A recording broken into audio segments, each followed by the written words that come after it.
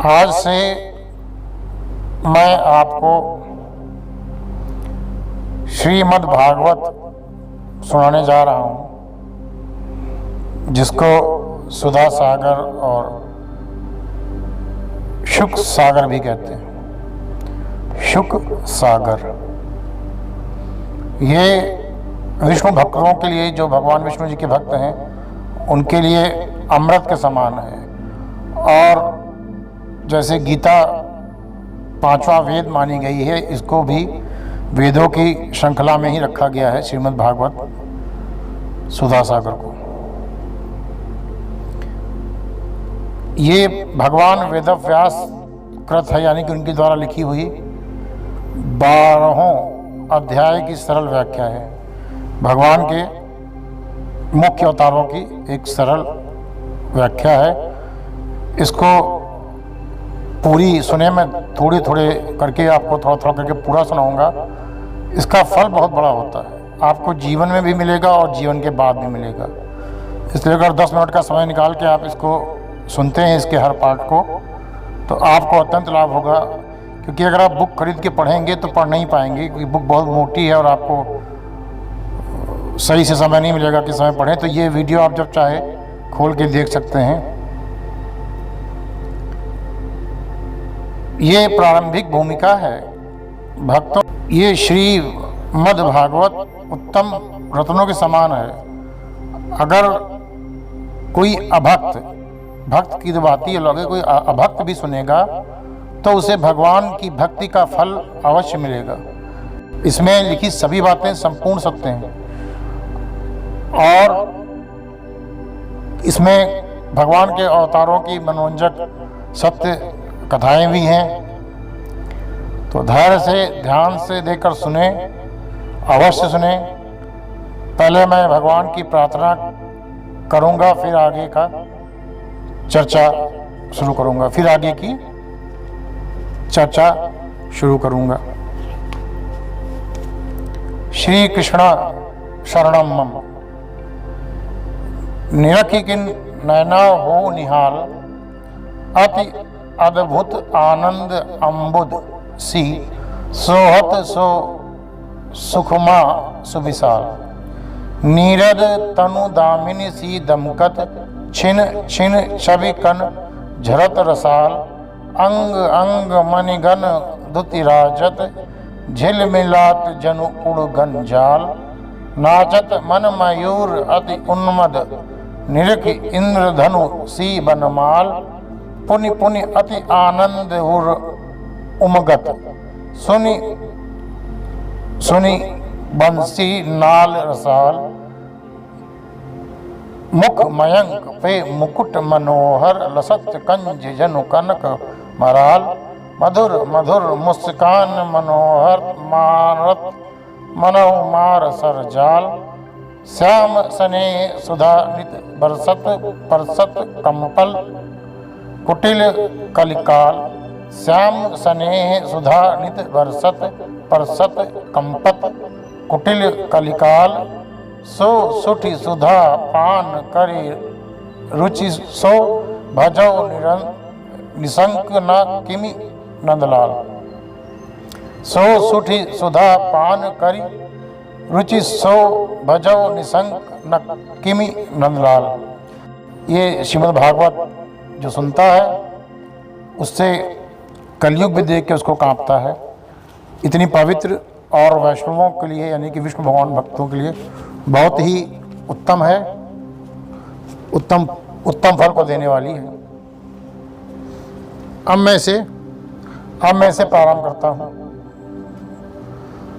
श्रीमद् भागवत महात्म, पहला अध्याय। देवर्षि नारद की भक्ति से भेंट, ये शीर्षक है। अब इस शीर्षक पे चर्चा करूंगा।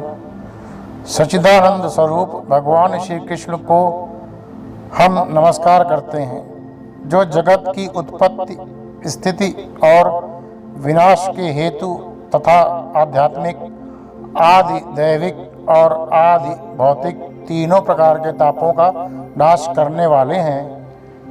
जिस समय श्री शुकदेव जी का यज्ञोपवीत संस्कार भी नहीं हुआ था तथा लौकिक वैदिक कर्मों के अनुष्ठान का अवसर भी नहीं आया था, तभी उन्हें अकेले ही संन्यास लेने के लिए घर से जाते देखकर उनके पिता व्यास जी विरह से कातर होकर पुकारने लगे। विरह से कातर होकर पुकारने लगे और बोले, बेटा बेटा तुम कहाँ जा रहे हो? उस समय वृक्षों ने तन्मय होने के कारण शुकदेव जी की ओर से उत्तर दिया था। साइंस भी प्रूव कर चुकी है कि वृक्षों में जान होती है, और अभी सन 1985 के करीब में जो बाबा जी हुए थे, देवराहा बाबा, वो वृक्षों से बातचीत भी करते थे, ऐसा बहुत लोग जानते हैं। तो वृक्ष तब बोलते थे और उनसे बात कर सकते थे जो लोग उस समय सिद्ध पुरुष थे। तो वृक्षों ने कहा कि ऐसे सर्वभूत हृदय स्वरूप श्री सुखदेव मुनि को मैं नमस्कार करता हूँ। एक बार भगवत कथामृत का रसास्वादन करने में कुशल मुनिवर शौनक जी ने नैमिषारण्य क्षेत्र में विराजमान महामति सूत जी को नमस्कार करके उनसे पूछा। नैमिषारण्य बहुत विख्यात तीर्थ है, इसको लोग नैमिष भी कहते हैं, और ये मिश्रिक के पास में है। तो शौनक जी बोले, सूत जी, आपका ज्ञान अज्ञानांधकार को नष्ट करने के लिए करोड़ों सूर्यों के समान है। आप हमारे कानों के लिए रसायन हैं, यानी कि अमृत वर्षा करने वाले हैं। अमृत स्वरूप सार गर्भित कथा कहिए। भक्ति ज्ञान और वैराग्य से प्राप्त होने वाले महान विवेक की बुद्धि किस प्रकार होती है तथा वैष्णव लोग यानी कि विष्णु भगवान के भक्त किस तरह इस माया मोह से अपना पीछा छुड़ाते हैं। विष्णु भगवान के भक्त किस प्रकार से मोह माया से अपना पीछा छुड़ाते हैं, बड़ा इंपॉर्टेंट है, इसलिए ध्यान से सुनिए। इस घोर कलिकाल में जी प्रायः आसुरी प्रभाव के हो गए हैं। इस कलिकाल में आदमी का जीव प्रायः आसुरी यानी कि राक्षसी प्रभाव का हो रहा है। तो विविध क्लेशों से आक्रांत इन जीवों के शुद्ध, ये इसलिए कहा गया है, जो लोग का अब उन लोग के लिए कही गई है जो अब बुरे कर्म में लिप्त हो रहे हैं, कलयुग का प्रभाव ज़्यादा हो गया है जिन पर, उनके लिए भी है और भक्तों के लिए भी है। भक्तों के लिए तो अमृतपान ही है। तो दैवी शक्ति संपन्न बनाने का सर्वश्रेष्ठ उपाय क्या है? हे सूत जी, आप हमें कोई ऐसा शाश्वत साधन बताइए जो सबसे अधिक कल्याणकारी तथा पवित्र करने वालों में भी पवित्र हो तथा जो परमात्मा भगवान श्री कृष्ण की प्राप्ति करा दे। चिंतामणि केवल लौकिक सुख दे सकती है और कल्पवृक्ष अधिक से अधिक स्वर्गीय संपत्ति दे सकता है, परंतु गुरुदेव प्रसन्न होकर भगवान का योग दुर्लभ निवास वैकुंठ धाम दे देते हैं।